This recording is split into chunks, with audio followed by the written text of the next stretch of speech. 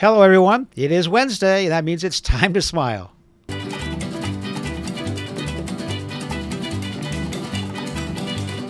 Episode 2 of the Midweek Smile is here. Can't wait. It's going to be a great episode today. Fabulous as always. After we've come off of one of the most productive years in the history of the city of Las Vegas with Formula One, the Super Bowl, we've got NASCAR, we've got so many things going on. All the conventions are back. 40.8 million people in 2023. We're back to pre-pandemic levels here in the city. Cannot be happier. Our international visitors are coming back, and the city is full of so much really cool energy right now, and it just keeps continuing all the time. So come on back. This week we have a very special Midweek Smile podcast, and it is being sponsored by one of my favorite places, Boulder City. And we have the most dynamic young lady that I've ever seen speak in my 32 years of travel, and I can say that with all the respect of the world. Miss Jill Lagan is here from the Boulder City Chamber of Commerce, the CEO. Well-deserved, because you have come through just an amazing lifetime, making a career out of your hometown. That is an awesome way to say it, and I'm so glad you said that because I hadn't really thought about that, but you're right. That has become my career. And it's been a great career. I've truly loved it. I also love that you said young lady, so thank you for that. So you made my day, so I'm already smiling. Well, I'm older than everybody I'm going to have on the show, so I mean, it doesn't make much difference. And Mom always raised a gentleman. What can I tell you? You did good. But yeah, I love that, and I refer to everybody like that just out of respect, which is cool because it does apply. But this is an important podcast for us because you're like one of the most authoritative people in Southern Nevada. I mean, you're the CEO of Boulder City. I mean, you are Boulder City. I mean, from day one, because you're born and raised, right? Born and raised in Boulder. Family's been there since 47. Love having roots. I think that means so much. You know, in a transient world, having roots someplace and being there around a lot of the same kids that I grew up with, that a lot of the parents of my friends were kids my mom and dad went to school with. And so having that history really means something. And I think it creates the passion for what I do. Well, and I listened to one of the podcasts, so I stole a little bit here from you, from the Best Damn podcast, actually. Thank you. Yes, the Best Damn podcast. Best Damn podcast. You can find that on any format. Tell me about your parents. They moved in 47 and they were actually divers or something? So no, kind of give you back a little bit of history. So my granddaddy, he was one of the original hard hat divers on Lake Mead. He was with the Coast Guard and did a lot of the seismic testing. So as of course, as the lake is filling, you have to really kind of pay attention to the faults and as that water was adding pressure to the land, what does that look like? And so they did a lot of testing of that, and he had the opportunity to be a part of that. And so we have access and have actually the hard hat, his original hard hat. So love having that history and knowing that he was part of something that was so big and so monumental for Southern Nevada. Without that lake and the water and the things that were, taming the river down below, very important for the history and for all of the inhabitants of Southern Nevada and on down the river. So let's talk about how Boulder City began, because it's very historical with the Hoover Dam construction, 31 to 35. But where did it actually begin? So when they were first just kind of checking out where they were going to put the dam, that was not at the original location. Yeah. It was actually a secondary location. And so I'm glad that they chose where they are. It's just it's a beautiful, beautiful place. And if you have an appreciation for the desert, it's a little bit different story. If you're coming from the forested area, that's beautiful too. And I absolutely love it. But there's just something about the light hitting the rock at different times of the day and just understanding the flora and fauna and how different it is in that area. And the history, the history of I've family that were part and tied to the high scalers, and knowing what those gentlemen did. And I happen to know that Joe Kine, who was one of the original high scalers, he's actually the one that they patterned the high scaler that's hanging off of the visitor center. Yeah.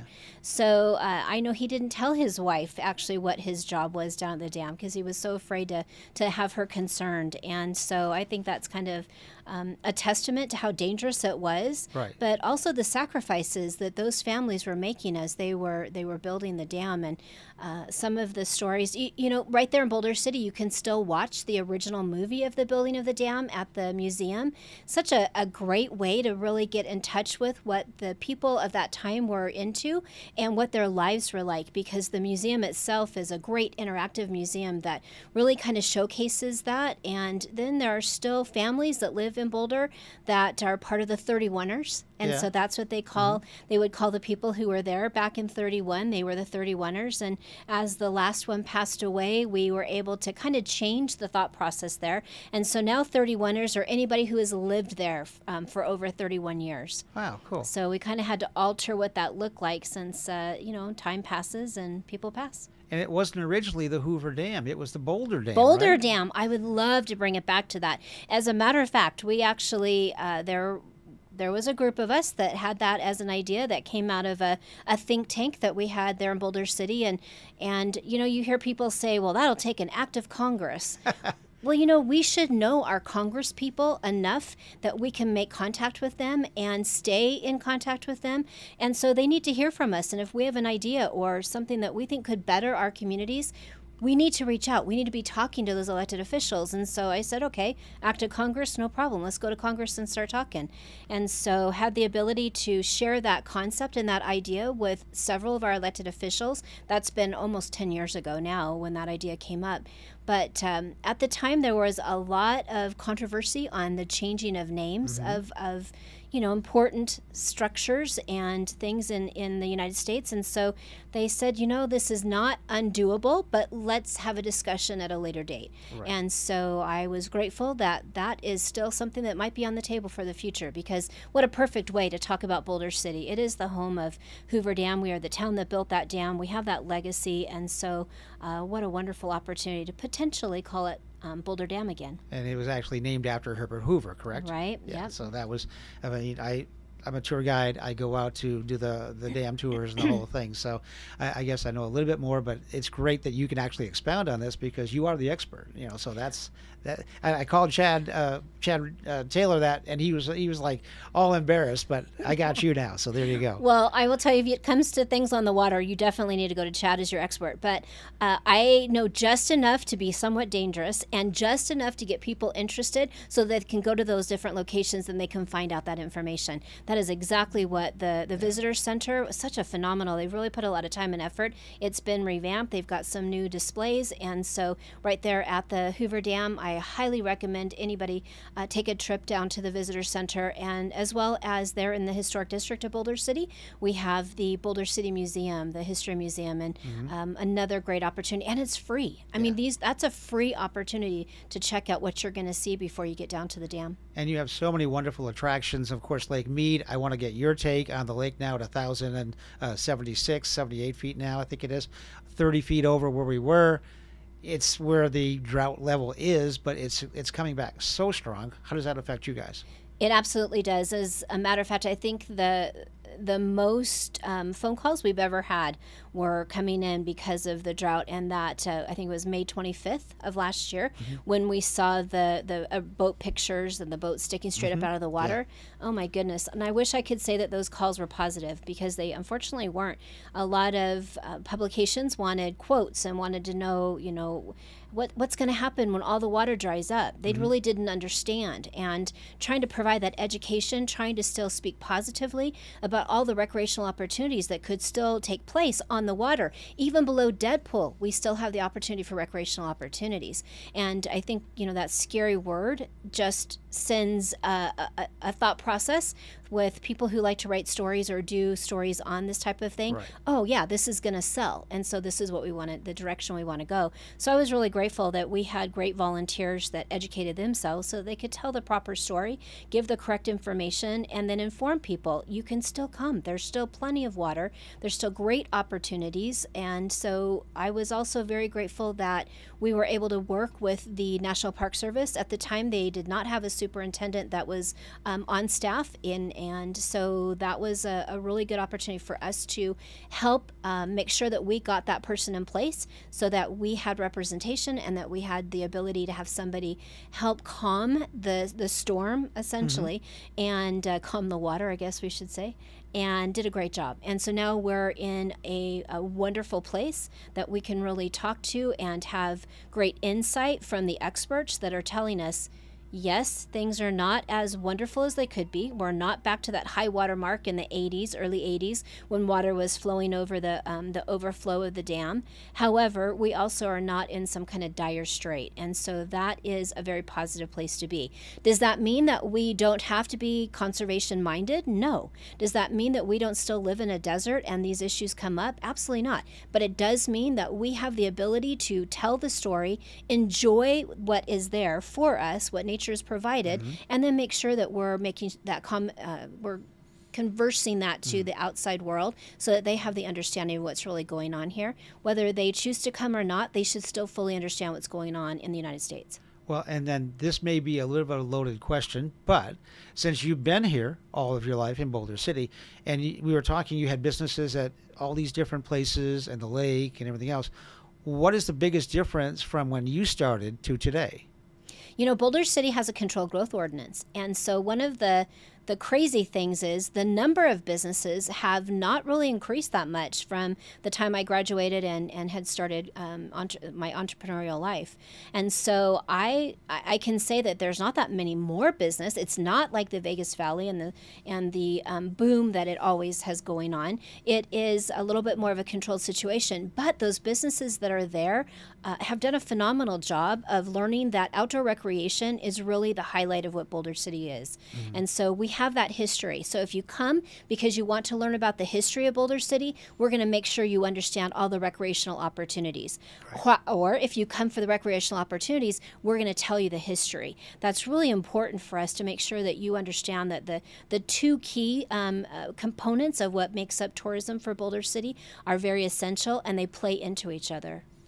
Tourism, of course, that's the main focus of everywhere here in Southern Nevada.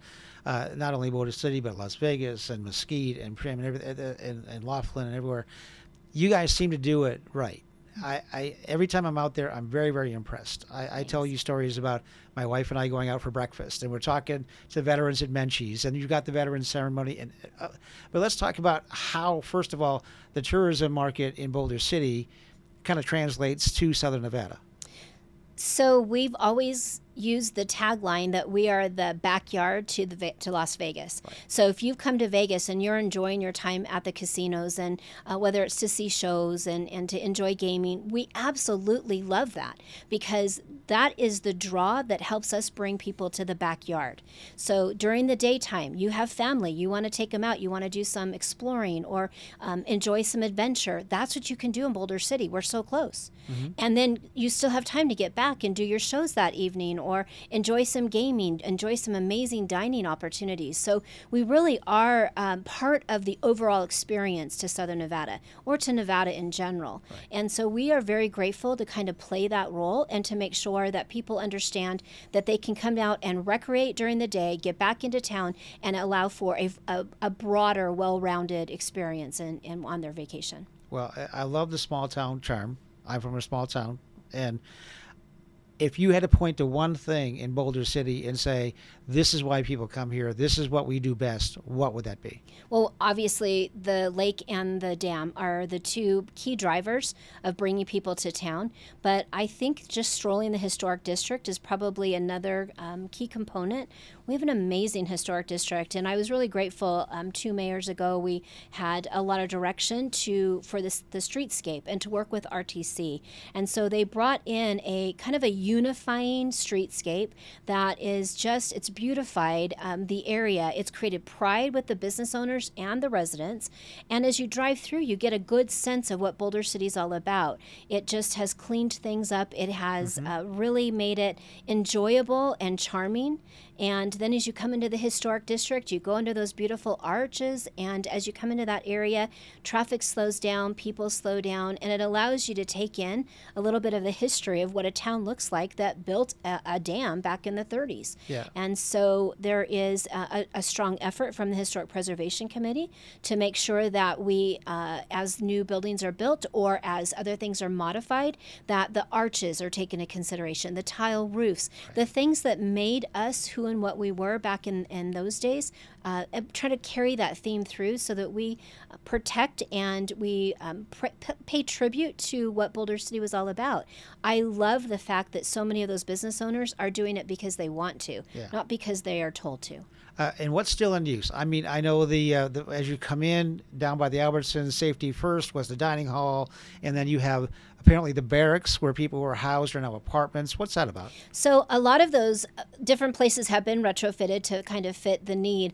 Actually where Albertson is where the original train tracks went. So it will go right through the freezer section. So that obviously has been altered a bit. And there's quite a few things that have been altered. But there's also things that have been saved, protected, and have the citizens really have a lot of pride in. Right. Things like the Historic Theater. So Desi Arnaz Jr. owns the Historic Theater.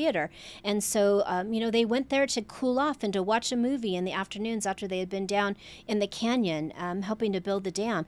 To be able to have a place like that we can still go to and pay tribute is really impressive, as well as like the Boulder Dam Hotel, some of the different businesses that are still operating just like they were. There's several of the churches still have the same floor plan and the same layout, are still utilized for the same purposes. The water treatment plant that has been going over, kind of a renaissance of itself. It is home of our community garden. Oh my gosh, such pride in those community gardens in that area. It has a beautiful, a lot of murals, and there are also on the front of it a lot of sculptures. So a beautiful sculpture garden. And so a lot of the kind of a nod to the past, but also with a little bit of a turn to what is needed and necessary now. So it's still realistic, it's still usable, but we also have a lot of buildings that we want to make sure that we stay as a contributing factor to the historic district. Yeah, my wife and I stayed out there at the Boulder Dam, Boulder City Hotel, one of the oldest in the state. It was really cool. The rooms were so small, but it was so quaint. And we got breakfast and the whole thing. And then we got out the Southern Nevada Railway, which is huge out there in Boulder City. We took the train down to Railroad Pass, which I think we should actually speak about, because Railroad Pass was, of course, created so the people that there was no drinking during Hoover Dam. They had to create their own places to go drink and party and everything else. And I believe it's Joe DeSimone that owns a lot of that out there. Oh yeah, he's that is bringing it back big time. Oh my gosh! In fact, we're getting ready to do a ribbon cutting at his Bullet Train, which is the new bar and restaurant that's on the outside of the pass itself. But I'm telling you, Railroad Pass, that property and what he has done, but yet still kept, such as the safe that was on the inside that we just opened here last year, or I barely opened. If you go back and watch any of that video, that was kind of embarrassing. But we have really enjoyed our new partnership with him. He has done such a great job of making sure that, we don't have a lot of hotel rooms within Boulder City limits. However, between his new tower, the Holiday Inn Express, the 2 new towers that are coming online at the new travel center, he's just done such a fabulous job, and he's a great partner right there on the outskirts of town that we are very grateful that he realizes Boulder City is such a key to his business success, because so many of our locals go there to be able to play. But it is right on the outskirts, has a lot of history as far as I think it was the 2nd or 3rd license in the state of Nevada. I think their gaming license is like 0001 or 0002, something like that. And so he is a wonderful owner of that property and steward to the history, and we're excited to be able to continue to work with him. Going back to the train.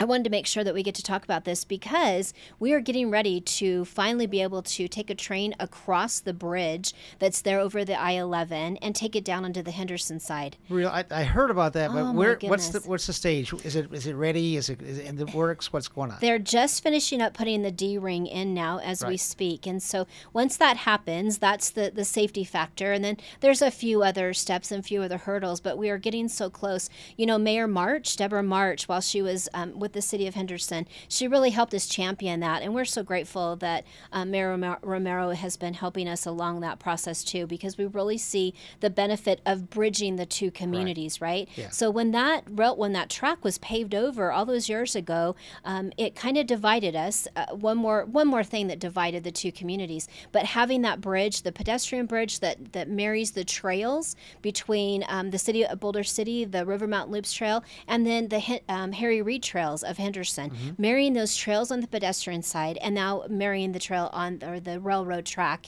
and allowing us to go over and to take the tours. The key there is going to be the opportunity to do like a wine train, a dinner train, so you can get there on that bridge, sit on that Henderson side, watch the sun go down and the lights come up with Vegas. I mean, such a perfect opportunity, and what a great thing to see that hasn't really been ever happened before. Well, and you guys are bumped up together at the border, right? Right, so right there. It's like your brother, sister, siblings. How do you do you talk to Mayor Romero and all of a sudden, you guys just pick up the phone, hey, this is what we want to do? How positive is Henderson working with you guys? Very positive. I'm very grateful that we have such a great working relationship. And the same thing with the chamber. Scott Mulrath at the Henderson Chamber. We really have great working partnerships with so many in the Valley. And so because of that, we are able to get things done. We are able to get things accomplished. We just don't have that butting of heads. Everybody understands that we really need to be in this together, right? And so especially on the tourism side of things, it makes it very easy. So it's been a long time coming, just because of all of the hoops and the loops and everything you have to go through in order with the Federal Railroad between the FRA and the local state entity and the city municipalities. There's a lot of different entities that you're working with, right? So it does take a little bit of time, but we're getting so close, and we're very excited. And how does Clark County play into all this? So in my opinion, this is not just a Boulder City tourism project. This is a regional tourism project. This is on the scale of something that really drives, it really fits Sandoval, when Governor Sandoval was there, and he was trying to find a diversified economy. What does that look like? This is not gaming. This is not mining. This is a version of tourism, heritage tourism, that we can now bring to Southern Nevada. That, Vegas hasn't really gotten a lot of that history side of things. Not that it's not important, because it is. I mean, the Mob Museum is one of my favorite places on earth. But to make sure that we also can do that and bring a tourism side of it, where they can physically take part, they can get on these trains, they can get on the tracks that were originally built to take ore and people down to the building of the dam. There's so much rich history there, and we need to tell that story. We need to educate our youth so they understand the importance of rail. We need to be talking about those kinds of things so that we can let the next generation know, but teach the current generation. You can have fun learning while you're on this train. Oh, absolutely. I mean, my wife and I did it, and it was just amazing, and it just felt like, my God, we were just being transported back in time. Yes. And then all of a sudden, here we get in, and there's a big sign. They're having Thomas the Tank Weekend. They're doing this. They're doing that. That was crazy. So have you ridden the rail bikes yet? I haven't. No. Oh my gosh, Jim, you've got to come out and do that. It's so much fun. And to see the rail from a different perspective, you're literally right there on the ground, and you're just pedaling, and you're getting the feel of what it was like. And I love it. I think you need to come back and experience the rail bikes. And we also talked about this when I was at a function I was speaking with you at, the Desert Princess, paddle wheeler out on the lake. Is that coming back at all? I know that they've been working on trying to get their tours again too, so I know that that's in the works. I don't know if they've physically gotten started yet, but we can definitely do some checking on that. That's such a fabulous opportunity. Wonderful stuff. So going back to history, so my granddaddy's actually the one that started the tour boat operation. He drove the Tropicana boat, so that was like a big deal, right, for all of the casinos to have a boat out on the water, and the showgirls would go out and sunbathe, and they would take high rollers out there, and I've heard a lot of stories over the years that I probably should not share. However, so Granddaddy started that tour operation. I would love to hear those stories, by the way. I'm going to give you the name of somebody that you need to interview, and you would. His last name is Reed, and one of my favorite people on earth, and I think that you would enjoy that. But anyway, so I digress. Let's go back to the boat. Okay. So the tour boat operation, when Granddaddy started that, he really had the opportunity to take it right over and get up close to the dam, right? So you didn't have that offset that you do now. And so they had such great, amazing pictures. I've got some great family pictures of everybody participating in that. And that was what, as kids growing up, then when Dad started Black Canyon River Adventures and he was running the rafts, Chad's job now that he does so well.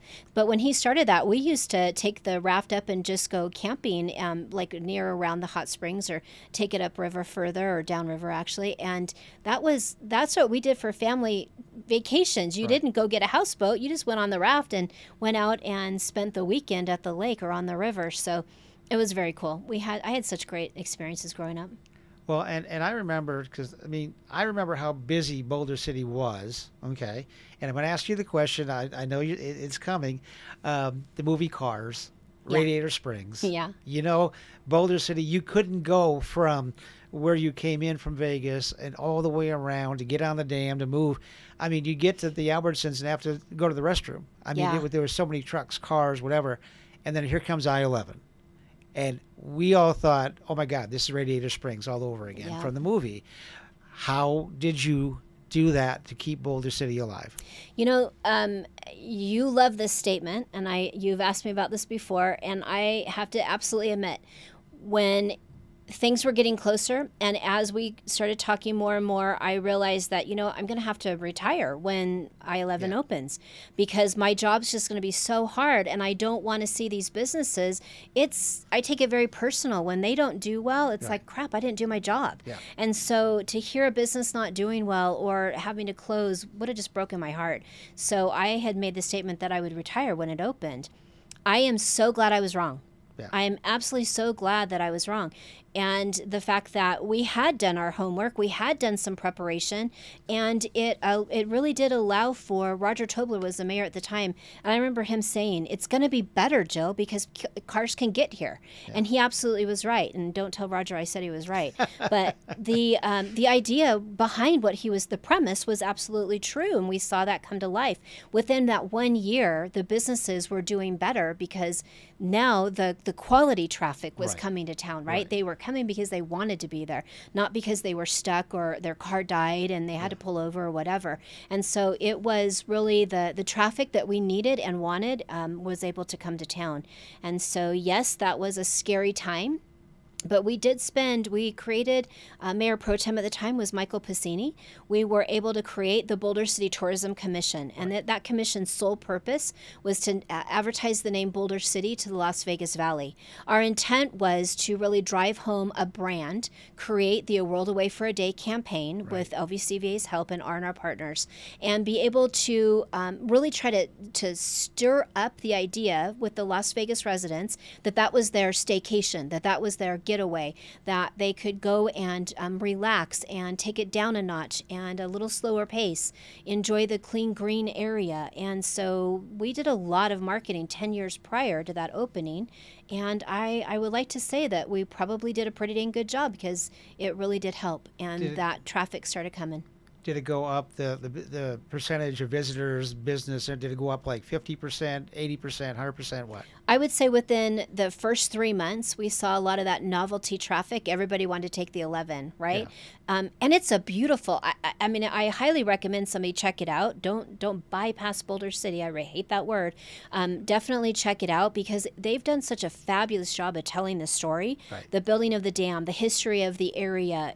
They really did a great job. Very thoughtful interpretation, whether it's in the statues or even just the columns that are there on the off-ramp that takes you from the 11 into Boulder City, having that 30s Art Deco feel. Anyway, you got to give kudos to the people that were part of that process. And I was very grateful that they asked for input from those in Boulder City leadership and residents. And so they did a great job there. But as you do check it out, take it and go around, but then always come back.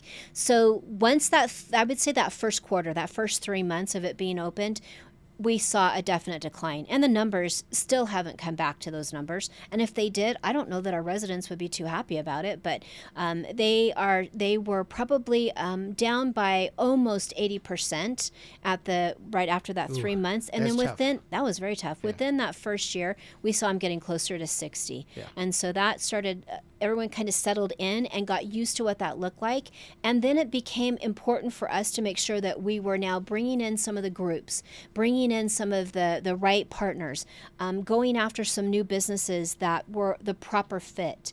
Having a controlled growth ordinance and only having so many buildings and places for businesses to be, it allows for a very thoughtful process on what economic development looks like. Right. And so the Economic Vitality Commission was created, and it gave us the ability to really be very careful, thoughtful, to plan ahead and to know exactly what fit for us.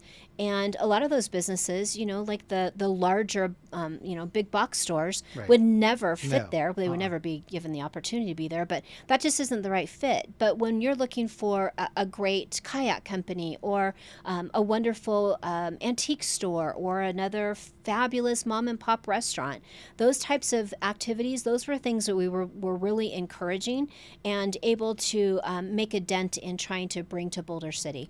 Rail bikes is something that the original rail company, Rail Explorers, we were able to kind of bring into town, introduce the concept, and so we were grateful that the Economic Vitality Commission was very successful in what it did. So that's a different company now from Rail Explorers to the Rail Bikers now? Yeah. Yep. So the Rail Adventures that are there now is a new company. So the state operates that railroad, right? Mm-hmm. So it is a state, a museum.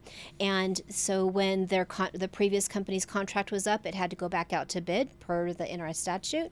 And when that happened, the current company that was the second selected first opted out. So that is kind of how that plays out. Right. And tourism, you were on the Nevada Commission on Tourism. Yep, I am. And you're still on now, right? Yeah. How do you play in with Travel Nevada and all of that to get people into Boulder City, because that's their primary focus? Oh, gosh, yeah. And so really grateful to be a part of that. I've found so much value in it, and making sure that Southern Nevada is represented at Carson City. That is really important. And also making sure that rural communities have a voice. Rural communities in the state of Nevada, during COVID, it was very evident how important they were and how much people realized the value of them. Right. And it really we were able to highlight those rural communities and the open space and what you do in open space and the enjoyment that people could have when they have been tied to their homes. It allowed them to get out, take a deep breath, hike, look at the sky, realize that you're a smaller part of such a big thing in this world. And I loved that we saw so many people get out and explore those rural communities. Boulder City was definitely one of them, and because of our outdoor recreation, the close proximity to the river and the lake, people coming out, the river was like bumper boats for quite some time. It was just a little bit of an overuse issue came into play, right? And so it gave us the opportunity, though, to really make sure that Travel Nevada was doing its job in promoting those rural communities and using taxpayer dollars wisely in bringing people from outside the state into the state of Nevada. So really our marketing program that allows for the rural communities to apply for grants, the guidelines request that it has to go outside of a 100-mile radius, your advertising, your marketing, where you're bringing people in. It's a little easier for me because I'm right there on the border and spend a lot of dollars in the Arizona market. But for others, it's a great opportunity to explore where they go to bring people into Nevada. How do we capture them before they get here and tell them about how wonderful it is? How do we capture those people that are planning on being here for NFL, for any of the sports or for the racing or for coming to a mining convention, right? So how do we get to those people before they get here to tell them that they don't want to miss some of these rural communities? Yeah, I mean, it even helps me in my business because I worked with Travel Nevada. I get groups from abroad and everything else coming into Las Vegas, and then I can suggest Boulder City. I can Mesquite and Laughlin and different places like that. So it makes it a lot easier for us, especially working with people like yourself. And I got to say, if anybody in Southern Nevada wants something in Boulder City, they're going to pick up the phone. They're going to call you. Well, I appreciate that. And that's why I'm there. That's my job, is to create those connections, to answer their questions, to provide a great opportunity and a wonderful experience. So yeah, that I'm happy to have that phone number. Well, you've been there for a very long time, which is great. It's consistency to the max, and everybody respects you and everybody in Boulder City with what they do. Well, thank you. Which the events, oh my goodness, how many events do you have a year? You have lots. You have some of the most wonderful parks. I love it because I'm a small town guy from Wisconsin with the rolling hills and the dairyland, and I go out to Hemingway Park and I see one of the most incredible features in the world, the bighorn sheep. Oh yeah. Oh. Such a draw. So we just recently, the city of Boulder City, through some help and monetary sponsors and things, we were able to put together the Ram Cam. The Ram The Cam. Ram Cam. And so it's on YouTube and it's live. And it is, people are fascinated by it. And I can tell you every time there's a glitch and that camera goes down because the phones ring off the hook. I can't see the RAM. I can't see the Ram Cam. The Ram Cam's not working. And so it has become a huge deal. As a matter of fact, Hoover Dam Rafting, Chad's company, is the sponsor of the Ram Cam on our website, on our homepage, and gets a ton of attention. People love it. And even when the rams aren't there, so the bighorn sheep aren't there right now, they were down until almost like the second week of January, which is a little weird. They were down a little bit low for quite some time this season. And so while they were all there, it'd be raining and people would be like, what are you going to do about the bighorn sheep? It's raining. Yeah. I'm like, they don't go into barns. They go back up on the mountain. They enjoy the rain. And so we get some of the craziest things. So people call us from all over the world. And I look at the viewer stats. We've got people from all over the world that check out the Ram Cam. Really? People love those bighorn sheep. And so many have been born right there in that park now that, we're watching babies being born and what that looks like. And so the city's really dedicated a lot of resources to putting in an interpretive center, putting in a trail, putting in a wet basin so that when there's natural rain or the sprinklers, it kind of fills in that little pond so that they've got drinking water. And so it has just been, it's been a wonderful addition, and we're very grateful for those sheep. And no, I don't have them on cue. I cannot put them there when you want, so I apologize. But at least now I'm not having to run out my back office door, get out the binoculars to look down there to see if they're there so that I can get back on the phone and answer for the cute little lady that wants to bring her grandchildren out from Vegas. What is the season for the bighorn sheep? Is it they only come down certain times of the year? So remember, they're up in the mountain because there's still green grasses. And so if they've got access to water and food in the mountain on top of that range, that's usually where they'll stay. They start to come down when it starts to dry up out there. So we'll usually see them around Easter, sometime right after Easter. We've actually had them arrive for the Easter sunrise service. Really? It's a non-denominational service on Easter morning, and they will come and they'll sit on the hill and they'll watch what we're doing. We love it. Such a great added addition. I have actually done a wedding when I had my wedding business. We did a wedding there in that park, and we could not leave the arch there without somebody standing there clapping to keep the bighorn sheep away because they kept coming to try to eat the flowers off the arch. Oh, wow. It was crazy, yeah. So we've had some great experiences, and it's Mother Nature. We also have to make sure that we're respectful of that. There are interpretive boards out there to remind people that, there are cages around all the tree trunks because of a reason. During the rut, they're headbutting those trees. Yeah. We had to make sure that we protect those trees and then also protect the people who are coming to check it out. And they're such gorgeous animals. And I remember I used to work for Caesars. We were out in Cascada, and we were on the driving range. And we don't want to hit because the sheep are at the end of the driving range. You're standing there, and it's a beautiful bighorn sheep. I don't want to hit, I don't want to hit my drive. It looks beautiful in the air, but oh my God, please don't hit the bull. Just please don't hit the sheep, At least you're at a golf course that is so gorgeous that if you're standing around waiting for the sheep to move, at least you've got a beautiful place to look at. Oh, my God, yes. That is such a spectacular location. Yeah. Cascada is one of my favorites. And when they're standing out by the waterfall that's there and everything else, it's so majestic. Yes. And, you sit in the fairway and just watch the You don't want to hit. You just want to watch the bighorn sheep. It's just amazing. It's really spectacular. You know, we are very lucky in Southern Nevada to have some of the best golf courses, gorgeous courses. And, you know, each of our communities, whether it's Laughlin, Mesquite, Boulder City, you know, Coyote Springs. I just went to a tourism summit with one of the gentlemen from Coyote Springs. And so we're very lucky. Plus just right here within Vegas limits, you know, we've got a lot going on. And talk about Boulder Creek Country Club there, the right there on Veterans Drive. Now all of a sudden you've got college championships. How did that come about? Andy Shaper works his butt off, so he's the golf pro, and he just really tries to reach out and make sure that he gives those opportunities. And so a lot of youth organizations, universities that are there, and then he is very much aware that he wants to make sure that youth learn how to golf. He has a real passion for that, and it definitely shows in the people and the groups and the tournaments and the things that he brings out there. He does a fabulous job with that course, and we're just really grateful for him. He's the golf pro for both course, that and the municipal course. And of course, the other big draw was, I don't know if he's back yet again, was Brent out at the airport with the skydiving. Oh, yeah. I saw so many international visitors out there doing skydiving. Is that something that's there yet? You know, I think he's still jumping from over in the Prim area, but his fixed base operation is still there. But that airport, let's just talk about the airport alone. So third largest number of deplanements in Southern Nevada.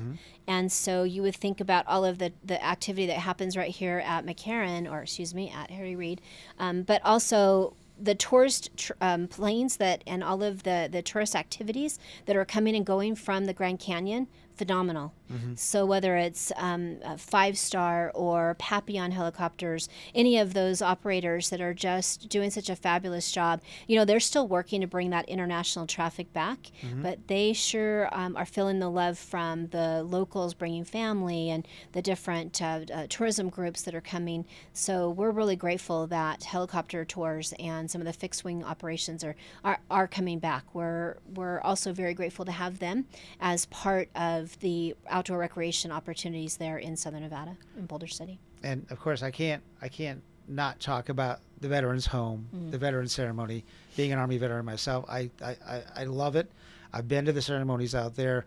Can you speak? How did that happen? Did that just happen that Boulder City wanted to support veterans and then got the home and the cemetery? How did that happen? I don't know that it was anything that was planned and that they really try to make that an effort. I think that we had the open space, and so the state realized that it was such a great location for the cemetery. Absolutely love that cemetery. It's very well managed and manicured, and so many locals and local organizations have such a love and a passion to show up and make sure that they honor and respect our hometown heroes. And so we're really grateful for that. We also love and respect those that are still living at the Veterans Home. And so we do a lot of community activities. The Chamber holds the anniversary party there every year. All of the Father's Day events that take place up there, the veterans programs that take place. So there is such an honor, a passion to make sure that we give the right respect and admiration to those that have not only served and have potentially sacrificed their lives, but also those that are still alive, that we can tell them thank you. And I had the opportunity to interview Irma Hall on my podcast, on the Best Damn podcast. She was one of my first interviews, and such a lovely lady, but one of the first women that were part of the Air Force. So we've had such neat people and so many experiences. Yeah. And you talked about events, Father's Day events, and we've kind of touched on it a little bit, but haven't really talked about it yet. What is your largest event in Boulder City? Is it the spring jamboree, the 4th of July damboree, or what happens there? So Art in the Park has a lot of visitation. So we do 2 great craft shows. The spring is Spring Jamboree, and in the fall, Art in the Park. So those 2 shows are our 2 major shows. Then the 4th of July is called the Damboree Celebration, and another amazing opportunity to not only recognize the military, those who are currently serving us, but to also highlight and feature the importance of Boulder City and the history, the building of the dam, the spirit of the locals that still live there, that are part of that family chain that they haven't left because they love it.